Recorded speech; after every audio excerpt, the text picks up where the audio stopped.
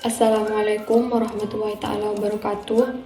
Kami dari kelompok 2 yang beranggotakan dengan saya sendiri Widada Faridatul Soleha dengan NIM 089, Nuriana Winarsih dengan NIM 041, Sri Rahayu dengan NIM 071, Nuni Sri Wahyuni dengan NIM 059, Muhammad Nizar Ardiansyah dengan NIM 032, Muhammad Ghaffar Asyam dengan NIM 095, R. Anissa Indriana Safira dengan NIM 004, Nur Nabila dengan NIM 104, dan Nabila Islami dengan NIM 022. Di sini kami akan mempresentasikan hasil diskusi kelompok kami terkait penyuluhan swadaya kinerja PPL.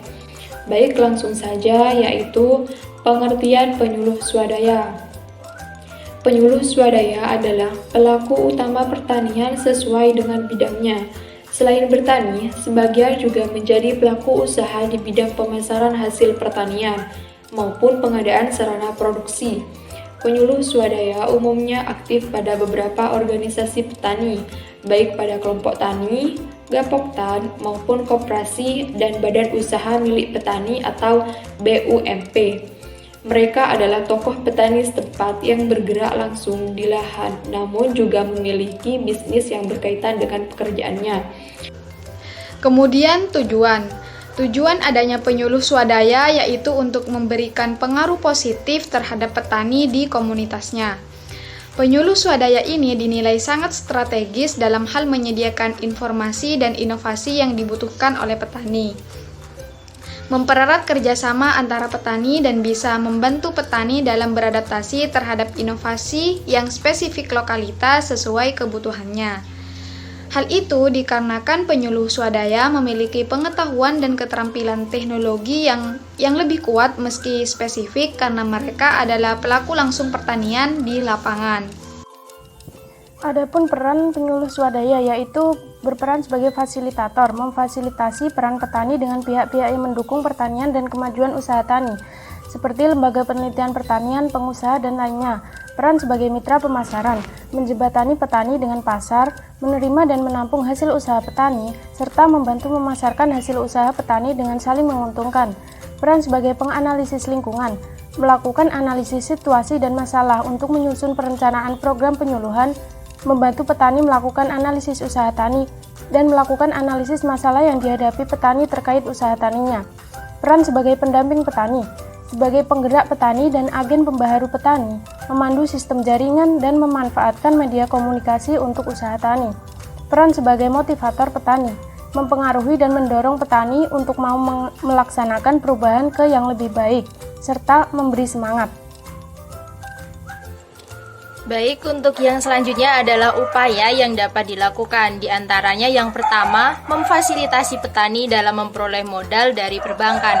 Yang kedua, melakukan pengkajian teknologi spesifik lokasi bersama petani. Yang ketiga, menjembatani dengan menyediakan sarana prasarana produksi. Review jurnal 1. Tujuannya di sini yang pertama adalah menganalisis kinerja penyuluhan pertanian, dilihat dari aspek kelembagaan penyuluhan, kompetensi, dan peran penyuluh. Kemudian yang kedua, menganalisis eksistensi dan prospek penyuluh pertanian swadaya sebagai pendamping penyuluh pertanian dalam mengatasi kompleksitas kegiatan dan tugas-tugas penyuluhan di lapangan. Dan yang ketiga, merumuskan kebijakan strategis terkait dengan peningkatan kinerja penyuluh pertanian atau PNS dan peran penyuluh swadaya. Kinerja dari penyuluhan belum memunculkan manfaat yang signifikan pada peningkatan pendapatan dan kesejahteraan petani. Untuk meningkatkan kinerja penyuluh dapat memperhatikan beberapa aspek. Ini ada aspek kelembagaan penyuluh, kompetensi penyuluh, peran penyuluh.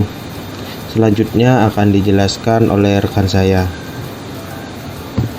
Peran pemerintah pusat juga penting di dalam meningkatkan posisi kelembagaan penyuluh yang lebih baik lagi, yakni dengan cara membangun struktur organisasi yang tetap, meningkatkan kelayakan sebagai lembaga layanan inovasi dan informasi. Pada tingkat pemerintah, provinsi, dan kabupaten, maka perlu menciptakan suatu prosedur dan standar kinerja penyuluh. Pemerintah daerah tingkat kabupaten juga perlu menetapkan sistem kompensasi berupa insentif ataupun reward dan punishment, serta fasilitas kerja yang memadai untuk menjamin adanya motivasi kerja yang tinggi dari seluruh tenaga fungsional penyuluh pertanian. Baik, selanjutnya yaitu ada beberapa saran yang dapat kita lakukan untuk meningkatkan kinerja penyuluh. Di antaranya yaitu yang mana saat ini penyelenggaraan penyuluhan pertanian masih mengarah ke transfer teknologi. Maka dari itu perlu digeser ke arah pemberdayaan petani dan merekrut kelompok tani sebagai penyuluh swadaya yang bertugas untuk mendampingi penyuluh pertanian yang merupakan upaya pencapaian target dari kebijakan Kementerian Pertanian. Ada dua konsekuensi jika beberapa saran di atas tidak dilaksanakan. Yang pertama yaitu penyuluh tetap berorientasi pada kebijakan pemerintah pusat, dan yang kedua yaitu penyuluh lebih mengutamakan tugas administrasi dan pencapaian angka kredit untuk jabatan fungsionalnya. Selanjutnya mengenai review 2 jurnal yaitu karakteristik penyuluh swadaya.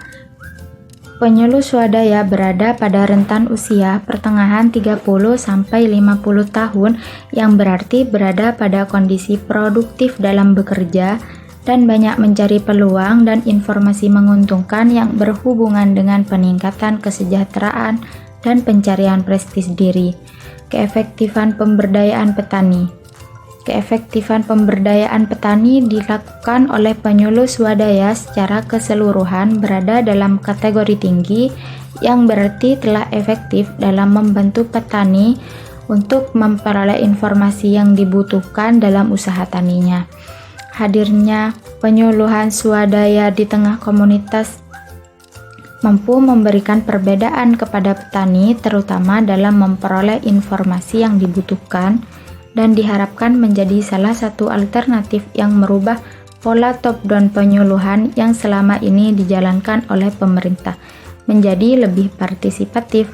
Target akhirnya yaitu membangun dan memelihara hubungan interaksi antar pemerintah, swasta, dan komunitas petani.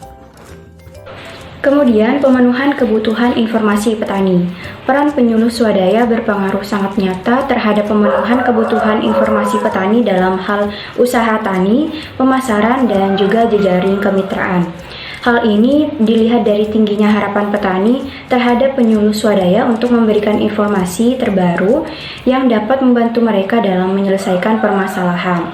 Kerjasama petani. Tingginya pengaruh penyuluh swadaya dalam meningkatkan kerjasama petani dikarenakan selain menjadi penyuluh swadaya, mereka juga memiliki posisi lain di masyarakat seperti ketua kelompok tani, pemuda tani, dan juga pengusaha agribisnis, sehingga dengan mudah menggerakkan petani dalam komunitasnya untuk bermitra satu sama lainnya. Kemudian adaptasi inovasi pada lingkungan petani. Adanya peran penyuluh swadaya membuat petani mampu memilih inovasi yang sesuai dengan kebutuhannya, dan bersama penyuluh swadaya juga terkadang menggunakan inovasi lokal dalam mengelola usaha taninya yang cenderung ramah lingkungan.